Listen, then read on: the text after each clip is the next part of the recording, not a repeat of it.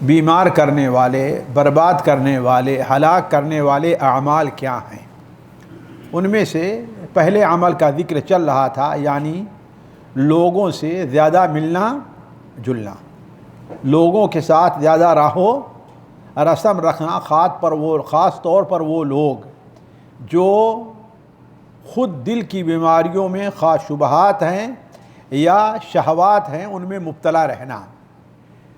اسی میں عصر حاضر کے اندر ان لوگوں کی کتابوں کو پڑھنا یا ان کی تقریروں کو سننا بھی ہے جو شبہات اور شہوات کے بیماریوں میں مبتلا ہیں، عقائد ان کے صحیح نہیں ہیں، منہج ان کا درست نہیں ہے، اور جانتے ہیں کہ اس وقت میدان میں بہت سے ایسے لوگ پائے جا رہے ہیں، چاہے یوٹیوب کی شکل میں ہے، کتابوں کی شکل میں ہے، یا عام مقررین کی شکل میں ہے۔ اسی لیے ہم قدیم زمانے ہی سے علماء اہل بدعات کی کتابوں کو پڑھنے، ان کی مجلسوں میں بیٹھنے سے روکا کرتے تھے۔ لیکن یہاں ایک بات واضح کر دیں کہ اس کا یہ مطلب قطعاً نہیں ہے کہ انسان لوگوں سے ملنا جلنا چھوڑ دے، اس کا یہ معنی نہیں ہے۔ یہ نہیں ہے کہ ہاں لوگوں کے ساتھ اٹھنا بیٹھنا ترک کر دے، بلکہ مقصد یہ ہے کہ بلا فائدہ، جہاں پر فائدہ نہ ہو اور بکثرت لوگوں کے ساتھ اٹھنے بیٹھنے اور بے فائدہ ملاقاتوں سے پرہیز کیا جائے۔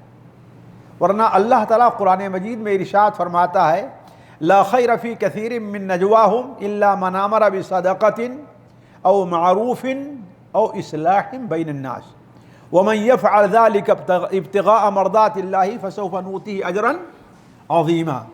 لا خیر فی کثیر من نجواہم، ان کی زیادہ تر آپس باہمی جو سرگوشیاں ہیں ان میں کوئی فائدہ نہیں ہے۔ ہاں اگر کوئی آدمی تین کام کے لیے لوگوں سے ملتا اور جلتا ہے، ان کے ساتھ باتیں کرتا ہے، تو یہ نہ یہ کہ منع ہے بلکہ اس کی ترغیب ہے، اور اس پر اللہ تبارک و تعالی بہت بڑے اجر کا وعدہ کرتا ہے۔ وَمَن يَفْعَلْ ذَلِكَ ابْتِغَاءَ مَرْضَاتِ اللَّهِ، اللہ کی رضا کے لیے جو یہ تین کام کرے گا تو اللہ تعالیٰ فرماتا ہے فَسَوْفَ نُؤْتِيهِ أَجْرًا عَظِيمًا، اسے بہت بڑے اجر سے ہم نوازیں گے۔ وہ تین چیزیں کیا ہیں؟ من امر بصدقہ، جو لوگوں کو صدقہ کرنے کا حکم دے،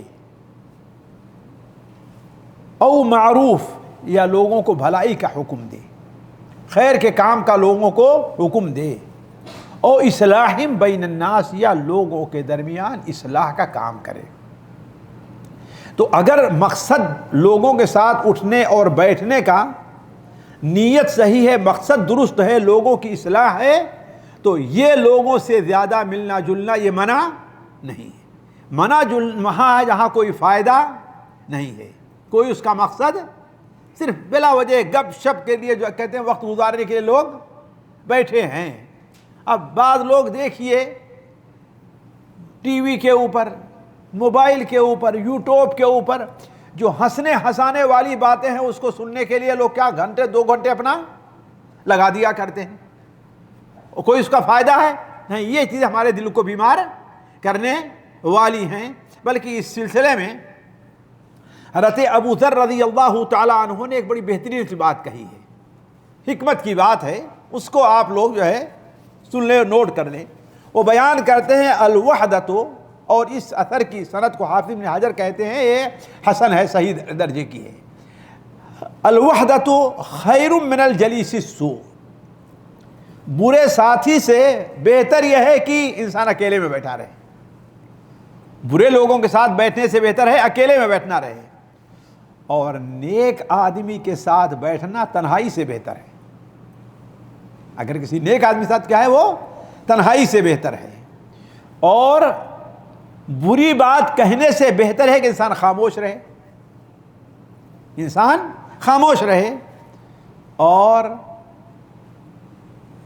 اچھی بات کہنے سے، اچھی بات سے خاموش رہنے سے بہتر ہے کہ انسان کیا کہے، اچھی بات کہے۔ تو اصل کہنے کا مقصد ہے، اگر اس کا مقصد کوئی نیک ہے تو ایسے ملنے جلنے میں ہوئے۔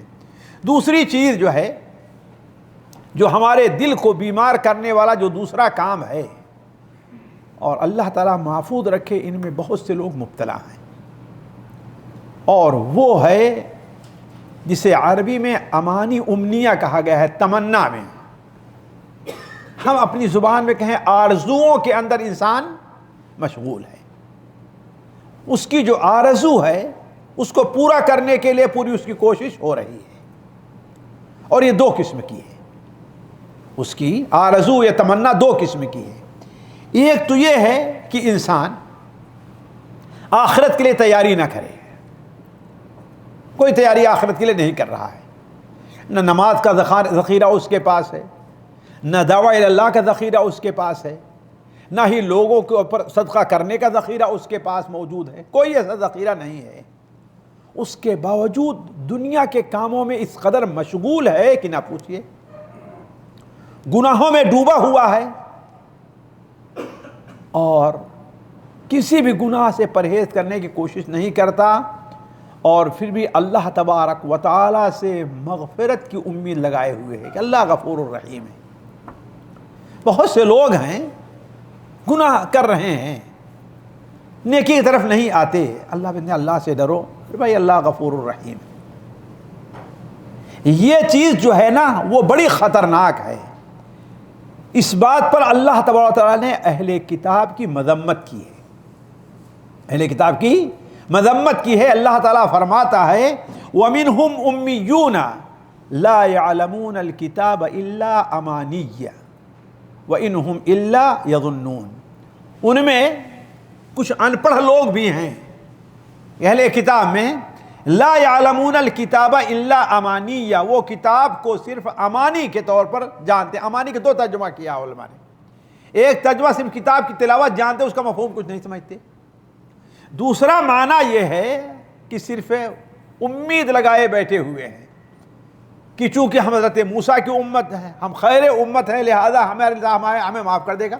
جیسے ہمارے یہاں بہت سے لوگ کہتے ہیں کہ اللہ کے رسول صلی اللہ علیہ وسلم ہماری سفارش کریں گے، اللہ کے رسول صلی اللہ علیہ وسلم ہماری سفارش کریں گے، لیکن اللہ کے رسول کب سفارش کریں گے؟ صحابہ رضوان اللہ علیہم آپ سے جب سفارش کی درخواست کرتے تو آپ انہیں پہلے عمل کا حکم دیا کرتے تھے۔ حضرت ربیعہ ابن کعب کا واقعہ صحیح مسلم، سنن ابو داؤد وغیرہ میں تفصیل کے ساتھ ہے، اور طبرانی کبیر میں بڑی تفصیل ہے کہ وہ نبی صلی اللہ علیہ وسلم خدمت کیا کرتے تھے، اور آپ کے دروازے پر ڈیوڑھی پر سر رکھ کر کے لیٹ جاتے، یہاں تک کہ آپ اندر چلے جاتے اور آپ کی آواز، آپ خاموش ہو جاتے، یعنی آپ سو جاتے تو، ورنہ جو ہے انتظار میں رہتے، کبھی آپ کو ضرورت پڑی باہر آئیں گے تو ہم آپ کی خدمت کے لیے ہم تیار رہیں۔ تو ایک دن ہوا یہ کہ رات میں آپ صلی اللہ علیہ وسلم اندر جب تشریف لے گئے عشاء کے بعد، تو یہ گئے اور آپ کی ڈیوڑھی پہ سر رکھ کر کے انتظار کر رہے ہیں کہ آپ بھی سبحان اللہ پڑھ رہے ہیں، آپ کی آواز جب خاموش ہو جائیں آپ تو ہم یہاں سے جائیں گے، اتنے میں وہ سو گئے، نیند آ گئی جوانہ۔ تو آپ صلی اللہ علیہ وسلم اچانک رات میں باہر آئے، دیکھتے ہیں کہ ربیعہ ڈیوڑھی پہ سر رکھ کر کے ربیعہ یہاں تم کیا کر رہے ہو؟ بیدر، اللہ کے رسول صلی اللہ علیہ وسلم میں آپ کے جو ہے آرام فرمانے کے انتظار میں یہاں پر لیٹا، مجھے نیند آ گئی، ورنہ میں انتظار کر رہا تھا شاید آپ کو کوئی ضرورت پڑ جائے، کوئی خدمت میں آپ کی خدمت کروں۔ تو آپ صلی اللہ علیہ وسلم بڑے خوش ہوئے اور کہا کہ اے ربیعہ تمہیں کیا چاہیے مانگ لو، کیا چاہیے؟ تو کہا اے اللہ کے رسول مجھے مہلت دیجئے کہ میں ذرا صبر کروں۔ حالانکہ ان کے پاس گھر نہیں ہے، بیوی بچے نہیں ہیں، مسجد میں رہنے کے لیے ٹھکانہ ہے بس، اور کچھ بھی نہیں ان کے پاس۔ تو کہا ٹھیک ہے، پوچھ لو، مشورہ کر لو۔ تو شام کو آپ نے پھر پوچھا ربیعہ تم نے سوچا کیا چاہیے تم کو؟ تو ربیعہ نے کہا اے اللہ کے رسول صلی اللہ علیہ وسلم مجھے جنت میں آپ کی صحبت چاہیے، بس آپ کی صحبت چاہیے۔ آپ نے کہا ربیعہ یہ تمہیں کس نے بتایا؟ کس نے کہا جا کر کے اللہ کے رسول سے یہ مانگو؟ ابو نے تمہارے کہا ہے؟ کہا اے اللہ کے رسول مجھے کسی نے نہیں کہا، لیکن ہم نے سوچا میں جو کچھ بھی دنیا کی چیز مانگ لوں گا مجھے مل جائے گی، لیکن وہ دنیا کے ساتھ ختم ہو جائے، اور آپ اللہ کے نبی ہیں، اللہ آپ کی دعا قبول کرے گا۔ میں چاہتا ہوں کوئی ایسی چیز مانگوں جو مجھے آخرت میں کام آئے، اس لیے ہم نے یہ۔ تو آپ بڑے خوش ہوئے اور کہا، تو آپ نے کیا کہا؟ جاؤ تمہیں مل گئی۔ نہیں، آپ نے عمل کہا، آپ نے اعنی علی نفسک بکثرۃ السجود، تم کثرت سے نفلی نماز پڑھو اور اس طرح میری مدد ہوگی کہ میں تمہارے لیے دعا کروں گا تو اللہ میری دعا کو قبول کرے گا۔ کب؟ جب تم کثرت سے نماز پڑھو گے تو عمل نہ کرنا اور اس کے برخلاف گناہوں کے اندر مبتلا رہنا اور پھر تمنا یہ رکھنا، آرزو یہ رکھنا کہ اللہ ہمیں معاف کر دے گا، یہ جہالت ہے۔ یہ کیا ہے؟ جہالت ہے۔ ہمیں یہ سوچنا چاہیے کہ اللہ نے جہاں قرآن مجید میں اپنی رحمت کا ذکر کیا ہے وہیں اپنے عذاب کا بھی ذکر کیا ہے۔ جہاں اس بات کا ذکر ہے کہ اللہ غفور الرحیم ہے وہیں اس بات کا بھی ذکر ہے کہ اللہ تعالیٰ سخت عذاب دینے والا بھی ہے۔ نبئ عبادی انی انا الغفور الرحیم وان عذابی هو العذاب العلیم۔ دیکھیے دو آیتیں، میرے بندوں سے آپ بتا دیجئے کہ میں غفور الرحیم ہوں، اور یہ بھی بتا دیجئے کہ وان عذابی هو العذاب العلیم، میرا عذاب بڑا سخت ہے، بڑا دردناک ہے۔ تو کہنے کا مطلب یہ ہے کہ عمل نہ کرنا، گناہ پر گناہ کیے جانا اور تمنائیں رکھنا کہ اللہ ہمیں معاف کرے گا، یہ ہمارے دلوں کی بیمار ہونے کا، ہم گویا کہ ہم جو ہے شبہات کے بیماری کے اندر مبتلا ہو گئے ہیں۔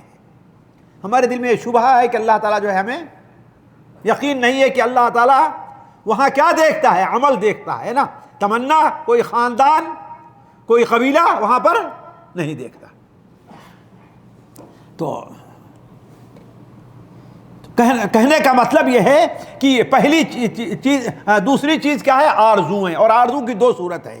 پہلی صورت کیا ہے؟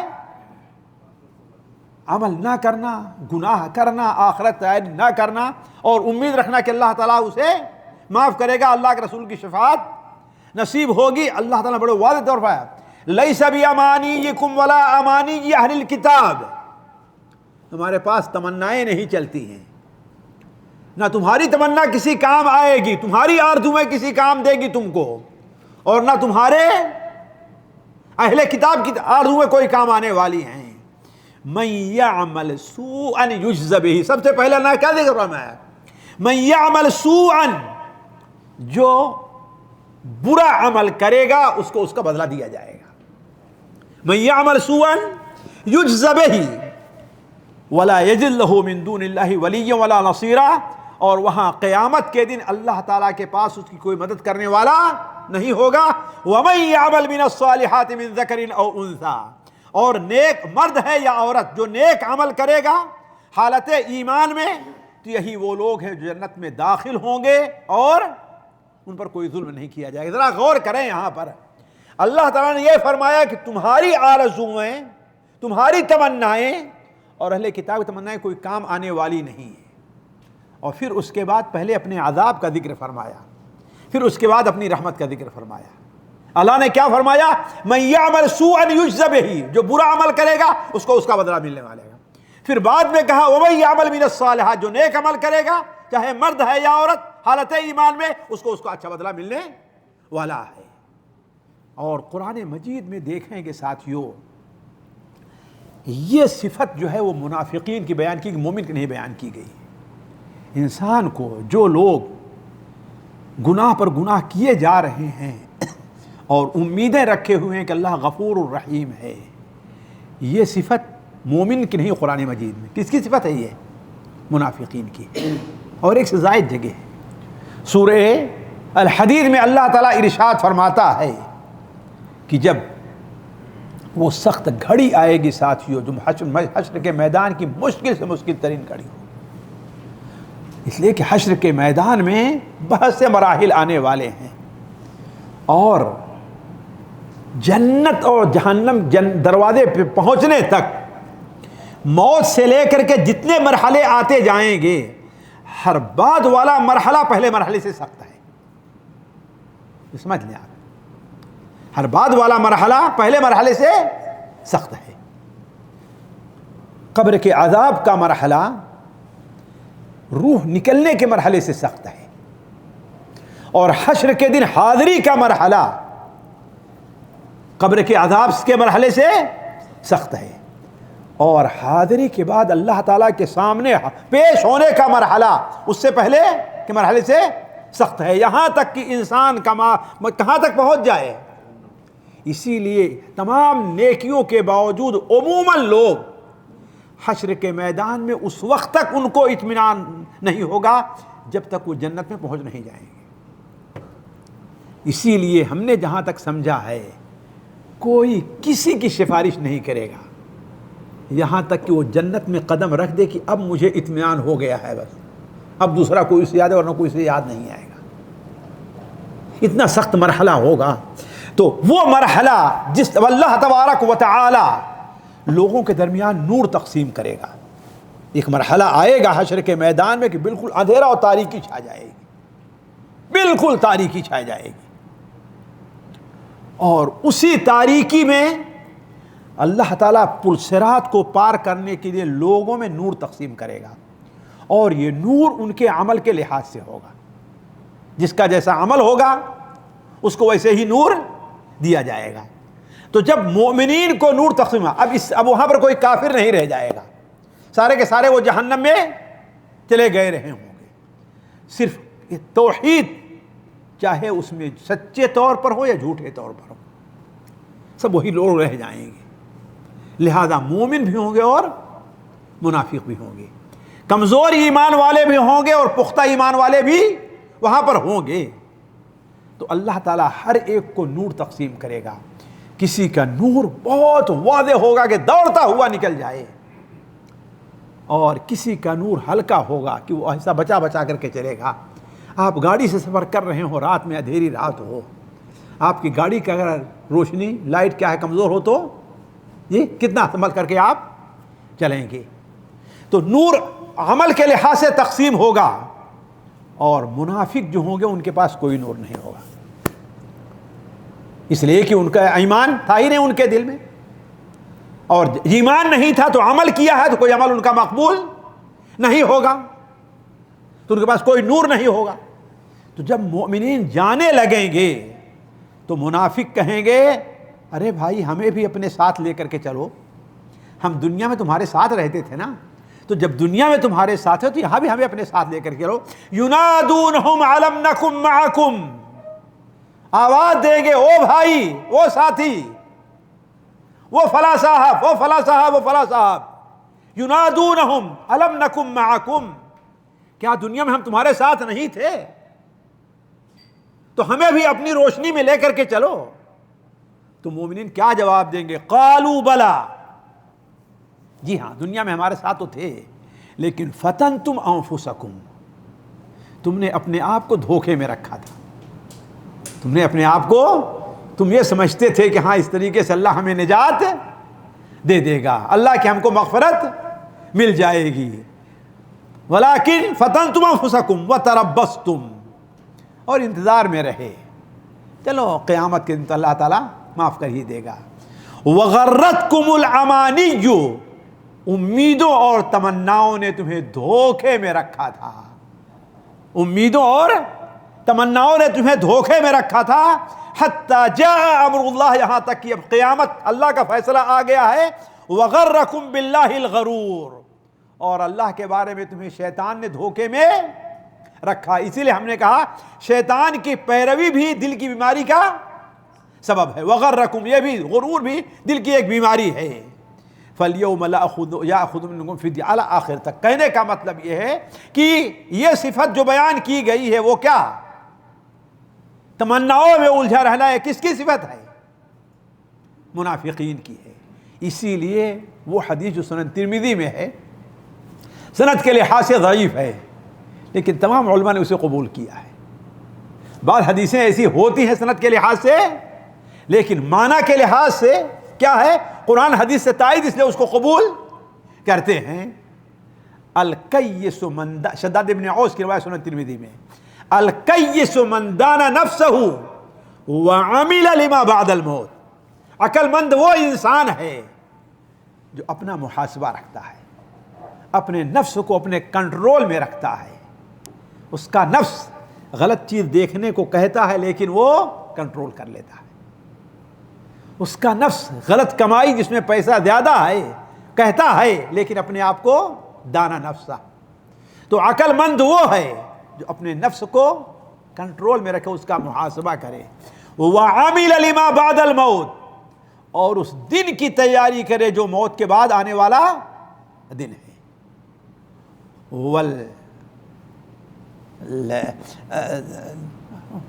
والعاجز, اور کنڈم آدمی وہ ہے, عاجز آدمی وہ ہے, نکما وہ ہے, من اتبع نفسہ ہواہ وتمنى علی اللہ الامانی, جو اپنے نفس کو خواہشات کے پیچھے لگا دیا ہے اور اللہ تبارک و تعالیٰ کے بارے میں صرف امیدوں کے اندر مبتلا ہے. امید کیا ہے؟ اللہ تعالیٰ معاف کرے. چلو بھائی اللہ معاف کرنے والا ہے, اللہ کی اکثرت غفور الرحیم بھی تو ہے, اس طریقے سے لوگ کہا کرتے ہیں.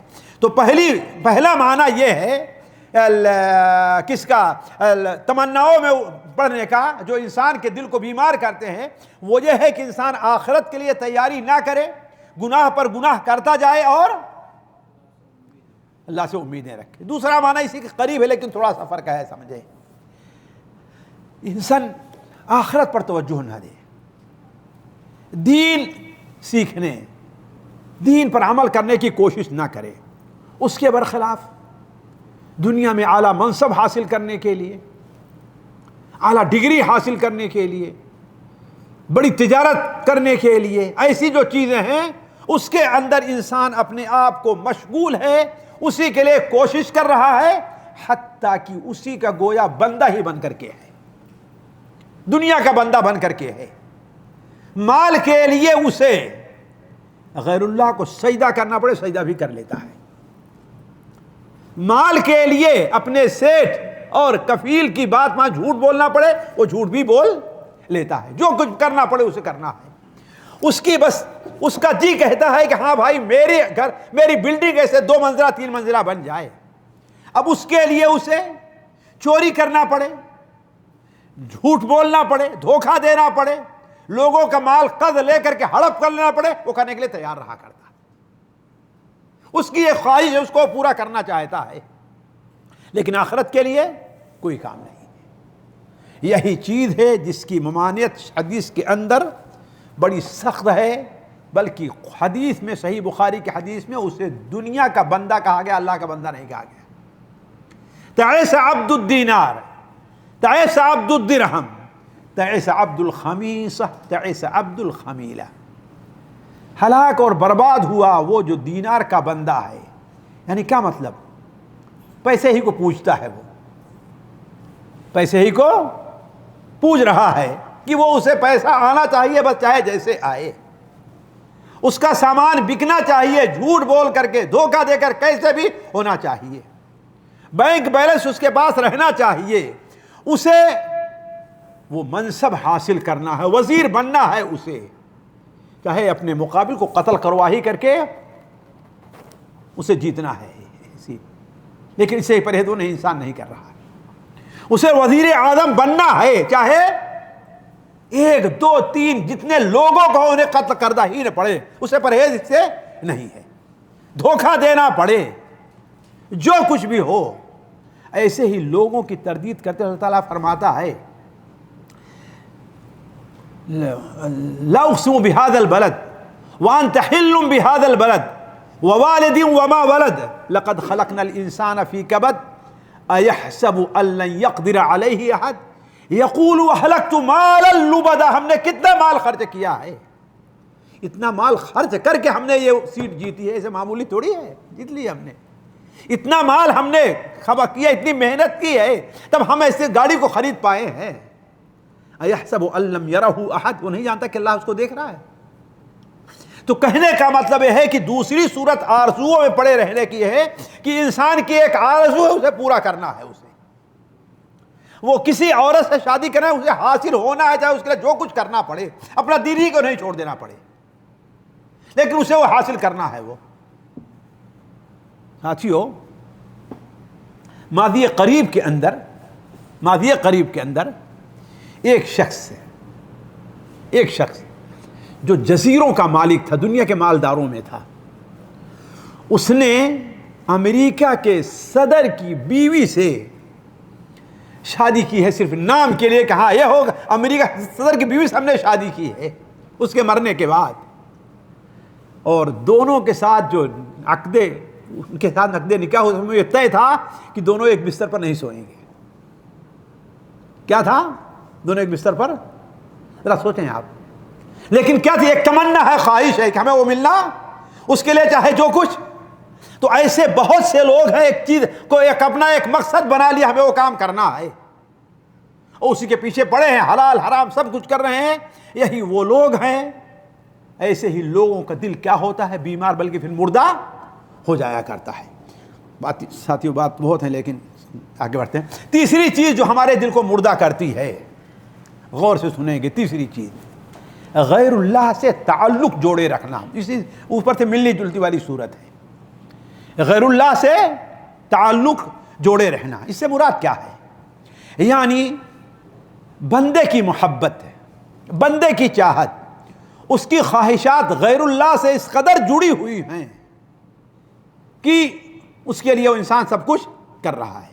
کسی کا تعلق اپنی بیوی بچوں سے اس قدر ہوتا ہے کہ ان بچوں کو خوش رکھنے کے لیے، بچوں کو، بیوی کو راضی رکھنے کے لیے وہ کچھ بھی کرنے کے لیے تیار ہو جایا کرتا ہے، کچھ بھی کرنے کے لیے تیار ہوتا ہے۔ چوری کرنی پڑے تو چوری کرے گا، دھوکہ دینا پڑے تو دھوکہ دے گا، حتیٰ کہ اپنے والدین سے جدا ہونے، والد کو اور والدہ کو گھر سے نکل بھی دینا پڑے تو بیوی کے لیے کرنے کے لیے وہ بچوں کے لیے تیار ہو جایا کرتا۔ ہوتا ہے کہ نہیں ہوتا ہے ایسا؟ اب لوگ سامنے آتا ہے نا۔ تو کیوں؟ اس لیے کہ اس نے اپنا تعلق اپنی بیوی سے اس قدر جوڑ رکھا ہے کہ اب اس کی مخالفت وہ کرنے کے لیے تیار نہیں ہے۔ ایسا انسان کیا ہے؟ دل کی بیماریوں میں مبتلا ہو جاتا ہے۔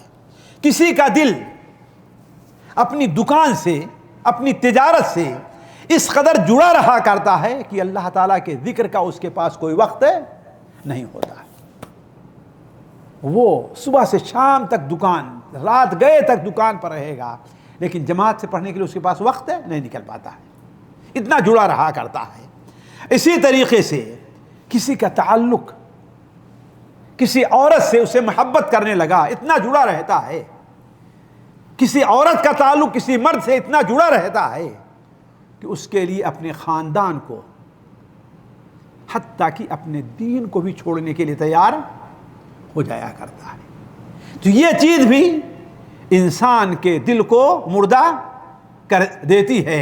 اللہ تبارک و تعالیٰ نے اسی لیے اس پر جو ہے سخت نکیر کی۔ اس طریقے سے ایک اور چیز ہے، برا نہ مانیں گے، زیادہ کھانا بھی انسان کے دل کو مردہ کر دیتا ہے۔ آپ دنیا میں، پوری دنیا میں کہیں بھی نہیں پڑھے ہوں گے، کہیں بھی نہیں سنے ہوں گے کسی سے کہ فلاں بزرگ جو ہے اتنا کھانا کھاتا تھا، لیکن یہ ضرور سنے ہوں گے، دیکھو روزہ ہمیشہ رکھتے تھے، وہ کھانے کا کم اہتمام کیا کرتے تھے۔ تو زیادہ کھانا کھانا یہ کیا ہے؟ انسان کے دل کو مردہ کر دیتا ہے۔ آپ ساتھیوں، میں کہوں تجربے کی بات کرتا ہوں آپ سے، ایک رات کو آپ ہلکا سا کھانا کھائیں، پیٹ بھر کر کے نہ کھائیں، اور کھانا ہلکا رہے، چاہے رات جتنی چھوٹی ہو، فجر کے لیے آپ سے اٹھنے میں پریشانی نہیں ہوگی۔ رات کے آخری پہر میں 2 رکعت یا 1 رکعت وتر پڑھ کے اٹھنے کے لیے آپ کو پریشانی، آپ کا جسم جو ہے وہ بھار نہیں محسوس ہوگا۔ لیکن خوب ایک دن جو ہے گوشت خاص طور پر ہے نا، اور وہی بڑے کا گوشت، چھوٹے کا نہیں ہے، کہ نہیں ہے، بریانی جو ہے کھا کر کے لیٹیں آپ، دیکھیں آپ اٹھنا چاہیں گے صبح کو، لیکن آپ سے اٹھا نہیں جائے گا۔ آپ وتر پڑھنا چاہیں گے، لیکن آپ سے پڑھا نہیں جائے گا۔ یہ میں آپ سے کہوں گا، آپ آزما، خود اپنے اوپر آزما لیجیے آپ۔ تو زیادہ کھانا جو ہے یہ انسان کے دل کو کیا ہے؟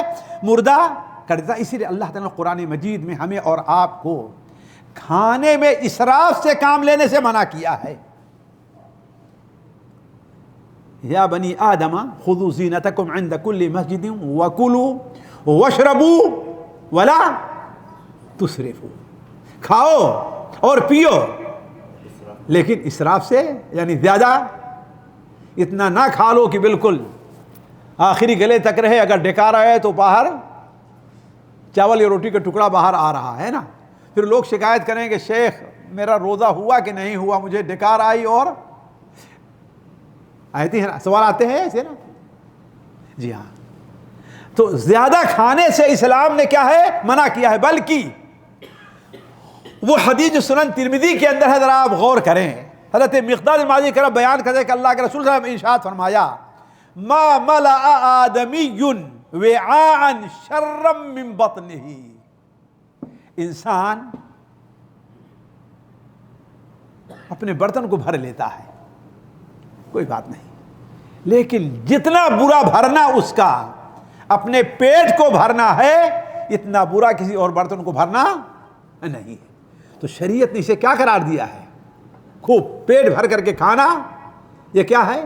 اور ساتھیوں مجھے ایک ڈاکٹر کی عربین ڈاکٹر، ہمارے اردو کی نہیں بلکہ باہر کسی ڈاکٹر کی کتاب ملی جس کا ترجمہ ہو کر کے آیا تھا الفطنہ، کیا ہے؟ ان البطنہ تذہب الفطنہ، ہاں یعنی خوب آسودہ ہو کر کے کھانا یہ انسان کی سوچ اور انسان کے دماغ کو کیا ہے کمزور کر دیتا ہے، انسان کی سوچ کمزور ہو جایا کرتی.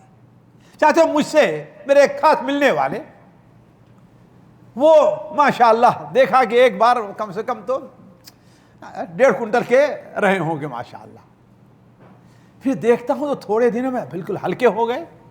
میں کہا ابو عبدالعزیز خیر تو ہے، یہ کیا؟ تو کہنے لگے کہ اللہ کی قسم اب اٹھنے بیٹھنے میں ہمیں کوئی تکلیف نہیں ہوتی، سونے میں کہا کہ حتیٰ کہ میں لکھنے کچھ بیٹھتا ہوں، وہ پی ایچ ڈی ڈاکٹر ہیں، وہ عقیدہ کے ڈاکٹر جامعۃ الامام میں ہیں، یہاں تک کہتے ہیں کہ اب سوچنے میں دماغ ذرا کھل کر کے کام کر رہا ہے، دماغ ہمارا ذرا کھل کر کے کام کر رہا ہے. تو کہنے کا مطلب یہ ہے کہ ایک مومن کی جو صفت ہے وہ یہ ہے کہ وہ خوب پیٹ بھر کر کھاتا نہیں ہے. خوب پیٹ بھر کے کھانا یہ انسان کے دل کو کیا ہے وہ بیمار کر دیتا ہے. اسی لیے اللہ کے رسول صلی اللہ علیہ وسلم نے کیا بیان فرمایا؟ مومن ایک آنت سے کھاتا ہے اور کافر 7 آنت سے کھاتا ہے. بلکہ صحیح بخاری اور صحیح مسلم میں یہ ہے کہ اللہ کے رسول صلی اللہ علیہ وسلم کہ جو صحابی حضرت عبداللہ ابن عمر ہیں، ان کی عادت تھی کہ وہ عموماً ساتھیوں یہ لوگ تھے جو آخرت چاہتے تھے، آخرت ہے، وہ جب بھی کھانا کھانے بیٹھتے تو اپنے ساتھ کسی اور کو ملا لیتے تھے، غریب ہے مسکین ہے اس کو اپنے ساتھ ملا لیا کرتے تھے تاکہ کھانا کھلانے کا ثواب ہو. یہ بڑی اہم چیز ہے. حضرت عبداللہ ابن سلام بیان کرتے ہیں کہ میں مدینہ جب نبی صلی اللہ علیہ وسلم تشریف لے آئے تو میری خواہش ہے کہ آپ سے ملاقات کروں اور آپ کے بارے میں آزماؤں کہ آپ سچے نبی ہے کہ نہیں نبی ہے. تو کہا جو سب سے پہلے ہم نے آپ کی زبان سے جو بات سنی تھی وہ کیا ہے؟ ایھا الناس، اے لوگو، افشوا السلام، اے لوگو سلام کو عام کرو، وَأَطْعِمُوا الطَّعَامَ، اور کیا ہے کھانا کھلاؤ. کھانا کھلانا جیسے مسکین اور غریب کو کھانا کھلانے کا ثواب ملتا ہے، ایسے اپنے دوستوں کو بھی کھانا کھلائیے، آپ کی نیت درست ہے ثواب ملے گا. مہمانوں کو کھانا کھلائیے، آپ کو اس کا ثواب ملے. صرف مسکین کو کھانا کھلانے ثواب نہیں ملتا، نہیں، مہمان نوازی اس سے آپ کو ثواب ملتا ہے. عام طور پر لوگ اس پر توجہ نہیں دیتے ہیں، سمجھتے ہیں بس مسکینوں کو کھانا کھلانا ہے اسی میں ثواب ہمارے لیے ہے. نہیں. تو آپ صلی اللہ علیہ وسلم کے جو صحابی حضرت عبداللہ ابن عمر تھے، وہ کبھی بھی کوشش ہوتی تھی کہ ہم اکیلے کھانا نہ کھائیں. تو کہا کہ ایک دن ان کے پاس ایک شخص آیا اور کھانا کھانے بیٹھا تو کھا ہی جا رہا ہے، رکتا ہی نہیں، کھاتا ہی جا رہا، کھاتے رکتا ہی نہیں ہے. تو اپنے غلام نافع سے کہا کہ دیکھو آج کے بعد سے اسے ہمارے یہاں نہ آنے دینا، اس لیے نہیں زیادہ کھانا کھا رہا ہے، نہیں، اس لیے کہا کہ ہم نے اللہ کے رسول سے سنا ہے کہ مومن ایک آنت میں کھاتا ہے اور کافر 7 آنتوں میں کھاتا ہے. اسی لیے مشہور بزرگ ہیں فضیل ابن عیاض رحمہ اللہ، وہ کہتے ہیں کہ 2 چیزیں ہیں جو انسان کے دل کو مردہ کر دیتی ہیں. 2 چیزیں ہیں جو انسان کے دل کو مردہ کرتی ہیں، زیادہ سونا اور زیادہ کھانا، زیادہ سونا اور زیادہ کھانا۔ اسی طریقے سے پانچویں چیز فضول گپ شپ۔ فضول ابھی ہم نے بتایا تھا نا کہ جو کام، جی چوتھی چیز ہے کہ پانچویں چیز؟ فضول سونا، زیادہ سونا۔ پہلی چیز تھی نہیں، یہ پانچویں۔ پہلی چیز لوگوں کے ساتھ بیٹھنا، دوسری چیز تمناؤں کے اندر پڑے رہنا، تیسری چیز غیر اللہ سے تعلق، چوتھی چیز زیادہ کھانا، اور پانچویں چیز فضول گپ شپ، ہے نا؟ پانچویں چیز کیا ہے؟ فضول گپ شپ اور زیادہ ہنسنا۔ آج ہم میں کا ہر آدمی حساب لگائے وہ ہنستا زیادہ ہے کہ روتا زیادہ ہے؟ جی شاید 24 گھنٹہ گزر جاتے ہوں گے کبھی اس کو رونا نہیں آتا ہے۔ بات دلیل کیا ہے؟ کہ ہمارا دل سخت ہو گیا ہے۔ جنت کا ذکر آئے، جہنم کا ذکر آئے، لیکن ہمیں کوئی رونا نہیں آتا ہے۔ تو گپ شپ کرنا فضول، اسی لیے نبی صلی اللہ علیہ وسلم کی حدیث ہے سنن ترمذی میں، لا تکثروا الکلام بغیر ذکر اللہ، اللہ کے ذکر کے علاوہ بہت زیادہ باتیں نہ کرو۔ بہت زیادہ بات چیت اللہ کے ذکر کے علاوہ نہیں ہونی چاہیے۔ کیوں؟ اس لیے کہ بغیر ذکر کے یعنی دنیاوی بات چیت میں زیادہ مشغول ہونا یہ قسوۃ للقلب، دل کے لیے سختی ہے۔ اور قسوہ جو ہے آگے آئے گا، دل کی بیماریوں سے ایک بیماری کا ہے دل کا سخت ہونا بھی ہے۔ وَإِنَّ أَبْعَدَ النَّاسِ، اور اللہ تعالیٰ سے زیادہ دور وہ شخص ہے جس کا دل کیا ہے؟ سخت ہو۔ تو کہنے کا مطلب یہ ہے ساتھیوں کہ زیادہ گپ شپ اور زیادہ ہنسنا آج جو ہے ہمارے ماحول کے اندر وہ کیسٹیں، وہ آج کل تو کیسٹ کا دور ہی نہیں ہے، ہم لوگ کیسٹ کے زمانے والے سے کیسٹ ہمارے زبان پر آتا ہے، آج کل تو یہ موبائل کے اندر ہے نا، یوٹیوب پر ہے، اور یہ جو چینل بنا کر کے آپ یہ دیکھیے کہ کتنے بزرگ کا کلام آپ کو ملے گا کہ آپ کو ان پر رونا آئے۔ اس کے برخلاف دیکھیے ہنسنے ہنسانے والے کتنے لوگ ہیں، نعوذ باللہ من ذالک۔ بعض لوگ تو جن کے اوپر مثلا بارے میں ہے کہ ہاں وہ دیندار سمجھے جاتے ہیں، اب تو وہ بھی ایسی ہی ویڈیو بنانا شروع کر دیے ہیں جس کے اندر ہنسنا، کیوں؟ لوگوں کو زیادہ پسند ہے وہ۔ تو اس سے انسان کا دل کیا ہے؟ وہ مردہ ہوتا ہے۔ اللہ کے رسول صلی اللہ علیہ وسلم کی حدیث سنن ابن ماجہ میں، لا تکثروا الضحک، زیادہ ہنسو نہیں، اس لیے کہ کثرت ضحک جو ہے وہ انسان کے دل کو مردہ کر دیتے ہیں، انسان کا دل اس سے مر جاتا ہے۔ چھٹی چیز ہے ساتھیوں کثرت سے بحث اور مباحثہ۔ کثرت سے بحث و مباحثہ یہ بھی ہے انسان کے دل کو کیا ہے؟ وہ مردہ کر دیتی ہے۔ بہت زیادہ بحثیں کرنا لوگوں سے۔ ساتھیوں ایک چیز میں آپ لوگوں کے سامنے رکھوں جو میں اپنے تجربے کی بات کر رہا ہوں کہ وہ لوگ جو ہے اہل علم ان کا شمار کیوں نہیں ہے، ہم نے تجربہ کیا ہے بہت سے لوگوں جن کا موضوع یہ ہو جائے کہ ہاں اب ہمیں لوگوں سے بحث کرنی ہے، ان کی غلطیاں لا کر کے ان کو تردید کرنا، انہوں نے یہ کہا یہ کرنا، یہ کہا یہ کرنا ہے۔ ایسے لوگ ایک اہم چیز جو دل کی عبادت ہے اپنی اصلاح، اس سے غافل ہو جایا کرتے، ایسے غافل رہا کرتے، ان کو اپنی اصلاح کی فکر وقت ہی نہیں ملتا اس میں۔ اسی لیے بہت سے لوگوں کے بارے میں ذاتی طور پر ہم نے تجربہ کیا ہے کہ جو آدمی اپنے آپ کو زیادہ لوگوں کی تردید میں، دین کے نام پر، عقیدے کی اصلاح کے نام پر، اس کے نام پر انسان مشغول کیے رہتا ہے، وہ دینی لحاظ سے وہ انسان بہت کمزور ہوا کرتا ہے۔ دوسری طرف وہ دنیا کے پیچھے دیکھیں گے وہ بھاگتا رہتا ہے پیسہ کمانے اور اس کے لیے۔ یہ بہت سے لوگوں پر جو ہے، اور آپ دیکھ لیں اپنے ماحول میں بعض وہ اہل علم جنہیں دیکھیں کہ مخالفین پر ان پر رد ہے ان کا، ان کے اوپر رد ہے ان کا، آپ لوگ بہت اچھا بھی لگتا ہے یہ، لیکن ان کی ذاتی زندگی میں دیکھیں ان کے اندر عبادت کتنا ہے، ان میں کتنے لوگ جو تہجد کے لیے اٹھتے ہیں، ذرا آپ دیکھیں آپ، بلکہ آپ کے یہاں آتے ہوں گے، بیٹھتے ہوں گے، مشکل سے فرض نماز کے لیے ان کو اٹھانا پڑتا تب اٹھ کر کہیں مسجد جاتے ہوں وہ لوگ. اور بہت سے لوگ ایسے ہیں جو اپنے کمرے ہی میں نماز پڑھ لیتے ہیں, مسجد جانے کا ان کو وقت نہیں رہتا ہے. آپ ازما لیں ایسے لوگوں. اس کا مطلب کیا ہے کہ ان کا دل کمزور ہو چکا ہے, مردہ ہو چکا ہے. مردہ نہیں ہے تو کم سے کم بیمار ہو چکا ہے, توجہ نہیں ہے. تو کثرت سے بحث اور مباحثہ, اسی لیے اسلام کے اندر کثرت سے بحث اور مباحثے کی ممانعت ہے. اللہ کے رسول صلی اللہ علیہ وسلم نے ارشاد فرمایا, سنن ترمذی کے اندر ہے کہ ما ضل قوم بعد هدى كانوا عليه الا اعطوا الجدل. بہت سے لوگ جو ہدایت کے راستے میں سیدھے راستے پر رہا کرتے ہیں, ان کے گمراہی کا ایک سبب یہ بھی ہوتا ہے کہ انہیں جدل دے دیا گیا. جدل یعنی بحث مباحثہ, لوگ ساتھ بحث مباحثہ کرنا. دیکھیے آپ لوگوں کے دل میں سمجھ رہا ہوں, چہرے سے پہچانو کہ شبہ ہے آپ لوگوں کے دل میں. وہ کیا ہے؟ کیا مخالف کا رد نہ کیا جائے؟ جی بالکل کیا جائے, لیکن مخالف کی اصلاح سے پہلے زیادہ ضروری ہمیں اپنی اصلاح کی فکر ہے. قیامت دن اللہ تعالیٰ ہم سے کیا پوچھے گا پہلے؟ جی ہماری اصلاح کے بارے میں, دوسرے کی اصلاح کے بارے میں.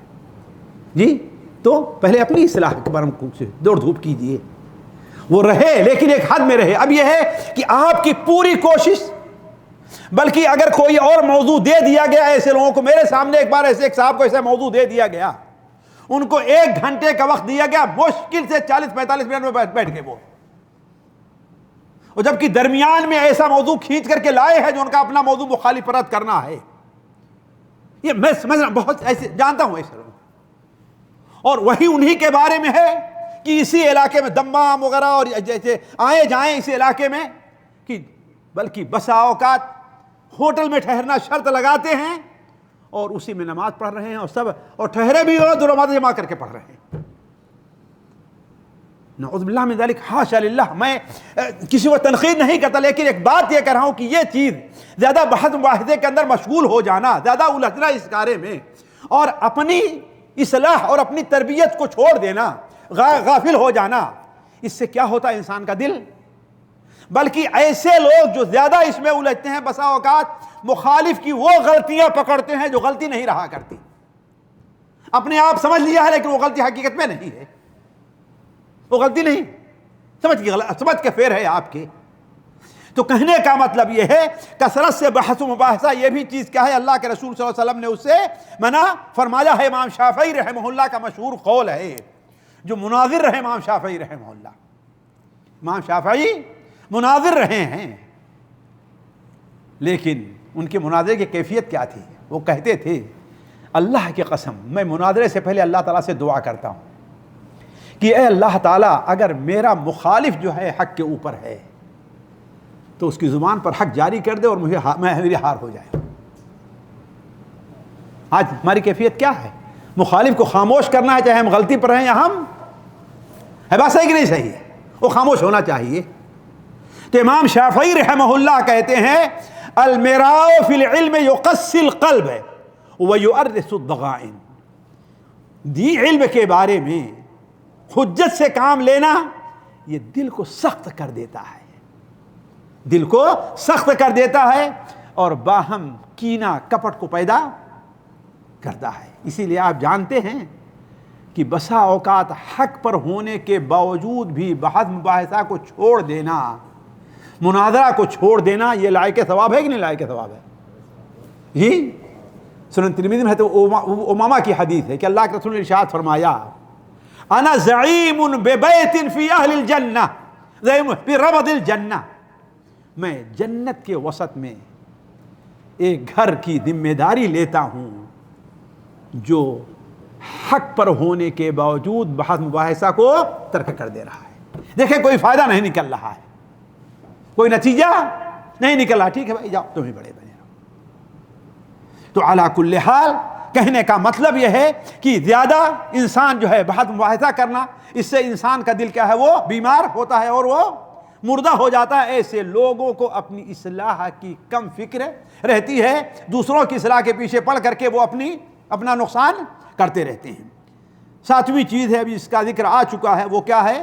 زیادہ سونا ہے نا, اس کا ذکر ابھی آ چکا ہے, زیادہ سونے کا. امام ابن القیم رحمہ اللہ نے دل کے جو مفسدات کا ذکر کیا ہے, اپنی کتاب ہمارے خیال سے اغاثۃ اللحفان کے اندر کہتے ہیں وَمِن مُفْسِدَاتِ الْقَلْبِ كَثْرَةُ النَّوْمِ، زیادہ سونا کیا ہے؟ وہ دلوں کو برباد کرنے والی ہے، اس لیے کہ اس میں دل مردہ ہو جاتا ہے، جسم بھاری پڑ جاتا ہے، وقت ضائع ہوتا ہے اور انسان کو غفلت اور سستی لاحق ہوتی ہے۔ آٹھویں چیز جو ہمارے دلوں کو بیماری کے سبب بنتا ہے وہ گناہ اور نافرمانی کے کام ہیں۔ کیا ہیں وہ گناہ اور نافرمانی کے کام ہیں؟ اللہ تبارک تعالیٰ ارشاد فرماتا ہے کلا بل ران علی قلوبہم ما کانوا یکسبون، سن لو اچھی طرح سے، ران علی قلوبہم، ان کے دلوں پہ زنگ لگ گیا ہے، ان کے دلوں میں ران آ گیا ہے۔ کیوں؟ بما ما کانوا یکسبون، اس وجہ سے کہ ان گناہ وہ جو عمل کرتے رہے، بدعملی کرتے رہے ہیں۔ اس کی تفسیر جو سنن ترمذی میں، سنن ماجہ، مسند احمد میں حضرت ابو ہریرہ سے مروی ہے کہ اللہ کے رسول صلی اللہ علیہ وسلم نے ارشاد فرمایا کہ ان العبد اذا اخطأ، بندہ جب کوئی گناہ کا کام کرتا ہے تو نکتت فی قلبہ نقطۃ سوداء، اس کے دل پر کیا ہوتا ہے؟ ایک کالا دھبا پڑ جاتا ہے۔ اگر وہ توبہ کر لے، اللہ سے استغفار کرے تو وہ دھبا دھل جایا کرتا ہے، اور اگر چھوڑ دیتا ہے اور پھر دوبارہ گناہ کیا تو دھبا اور بڑھ جاتا ہے، پھر دوبارہ تیسری بار گناہ کیا وہ دھبا اور بڑھ جاتا ہے، یہاں تک کہ اس کا دل بالکل کالا ہو جاتا ہے۔ اور یہی وہ چیز ہے جس کا ذکر اللہ تعالیٰ نے وَهُوَ الران، ران میں ذکر کیا ہے، جس کا ذکر اللہ نے قرآن اس آیت کے اندر اللہ نے بیان فرمایا ہے۔ ساتھیو، پھر صورتحال یہاں تک ہو جاتی ہے کہ انسان کو اپنے گناہوں کی کوئی پرواہ نہیں رہتی، بڑے سے بڑا گناہ اس کے نزدیک ہلکا ہو جاتا ہے، بڑے سے بڑا گناہ اس کے نزدیک کیا ہے؟ وہ ہلکا ہوتا ہے۔ مثال کے طور پر ایک شخص ہے، اپنے بیٹے کو دیکھتا ہے کہ بیٹا نماز نہیں پڑھا، پہلے دن ڈانٹے گا، منع کرے گا، بچے بات نہیں مانا، دوسرے دن ڈانٹے گا، تیسرے دن، چوتھے دن اب بیٹے کے اس حرکت سے کیا ہے؟ دل میں احساس کم ہو جاتا ہے، احساس کم ہوتا ہے، یہاں تک کہ نماز کا چھوڑنا اس کے نزدیک ایک عادی چیز بن جایا کرتی ہے۔ خود نہیں چھوڑتا ہے لیکن لوگوں کو دیکھتا ہے، اسے غیرت نہیں آتی، اسے غیرت نہیں آتی ہے۔ اسی لیے اللہ کے رسول صلی اللہ علیہ وسلم حدیث ہے کہ مومن اپنے گناہوں کو اس طرح دیکھتا ہے گویا وہ پہاڑ کے نیچے ہے، پہاڑ اس کے اوپر گرنے والا ہے، پہاڑ گرنے والا ہے۔ اور منافق اپنے گناہ کو اس طرح دیکھتا ہے، فاجر فاسق آدمی، کہ اس کے ناک پر ایک مکھی بیٹھی، اس کو ایسے ہٹا دیا، بس اس کی کوئی پرواہ نہیں رہی ہے۔ تو ساتھیو، یہ چیز انسان کی فطرت میں ہے کہ انسان گناہ کرتا ہے تو گناہوں سے اس کے دل کیا ہے؟ وہ مردہ ہو جاتے ہیں۔ اسی لیے دیکھیے بہت سے لوگ جو گناہوں کے عادی ہو جاتے ہیں، آپ ہیں، آپ کی ایک وقت نماز چھوٹ جائے گی تو کتنا افسوس ہوگا، ہوتا ہے نا؟ لیکن ایک آدمی ہے جو برابر چھوڑتا ہی رہتا ہے، اسے کوئی پرواہ ہوتی ہے؟ کوئی پرواہ نہیں، کوئی پرواہ اس کو نہیں ہے۔ کیوں؟ اس کا دل کیا ہے؟ وہ مردہ ہو گیا ہے۔ اسی لیے مشہور شعر ہے ہمارے خیال سے وہ حضرت عبداللہ بن مبارک کا ہے کہ رأیت الذنوب تمیت القلوب، ہم نے دیکھا کہ گناہ کیا ہے؟ دلوں کو مردہ کر دیتے ہیں۔ وقد یورث الذل ادمانها، اور گناہ کا برابر کرتے رہنا انسان کو ذلیل بنا دیتی ہے۔ وترک الذنوب حیات القلوب، اور گناہوں کو چھوڑ دینا یہ کیا ہے؟ دل کی زندگی ہے۔ وخیر لنفسک عصیانها، تیرے لیے بہتر یہ ہے کہ تو اپنے نفس کی مخالفت کرے اور گناہ نہ کرے۔ ساتھیو، کچھ وقت رہ گئے ہیں، میں چاہوں گا کہ ان وقتوں میں ایک اور چیز کا ذکر ہو جائے، وہ یہ ہے کہ حالانکہ یہ چیزیں اور ہیں کہ جو دلوں کو مردہ کرتی ہیں، لیکن میں اس طرف آتا ہوں کہ ہم کیسے مانیں کہ ہمارا دل بیمار ہے، علامت کیا ہے اس کی، یہ چیز جو ہے سمجھنے کی ہے۔ ہم کیسے مان لیں کہ ہمارا دل جو ہے بیمار ہے؟ دیکھیے، اس کی متعدد نشانیاں ہر آدمی اپنے آپ کو پہچان سکتا ہے کہ انسان خواہشات کا غلام بن کر کے رہ جائے۔ ہم اپنے دیکھیں، کیا ہم خواہشات کو پوری کرنے کے پیچھے پڑے ہوئے ہیں کیا ہم اپنی خواہش کو پورا کرنا اللہ تعالیٰ کی اطاعت پر مقدم کر دے رہے ہیں؟ کیا ہمیں یہ گوارا ہے کہ ہماری جماعت چھوٹ جائے، ہماری جماعت چھوٹ جائے لیکن ہماری دکان 5 منٹ کے لیے بند نہ ہو؟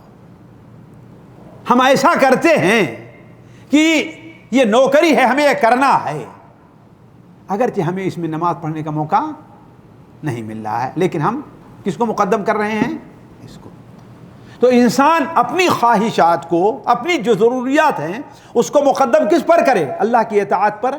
یہ اس بات کی دلیل یہ ہے کہ ہمارا دل مردہ ہو چکا ہے، اور یہی ہے جس سے متعلق اللہ فرماتا ہے ارأیت من اتخذ الہہ ہوا، کیا اس شخص کو دیکھا ہے کہ جس نے اپنے خواہشات کو اپنا معبود بنا لیا ہے؟